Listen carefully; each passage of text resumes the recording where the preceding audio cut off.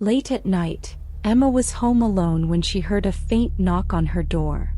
Thinking it was the wind, she ignored it. Moments later, the knock came again, louder this time. She cautiously peered through the peephole but saw no one. She turned to walk away, but a voice whispered her name from the other side of the door. Her heart raced. "Who's there?" she asked, trembling.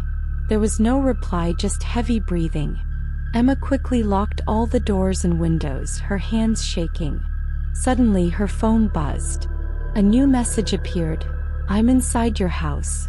Terrified, Emma spun around, and in the dark corner of the room she saw a shadowy figure watching her, its eyes glowing faintly. The figure smiled, revealing sharp, crooked teeth. Its breath was slow and heavy, growing louder. A faint, raspy chuckle filled the air, sending chills down her spine. Then the lights went out. The room was swallowed in darkness. Emma could feel the presence behind her, its breath on the back of her neck. As she opened her mouth to scream, a cold hand grabbed her shoulder, its grip tightening.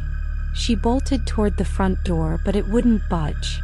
Her hands fumbled with the lock, sweat dripping down her forehead.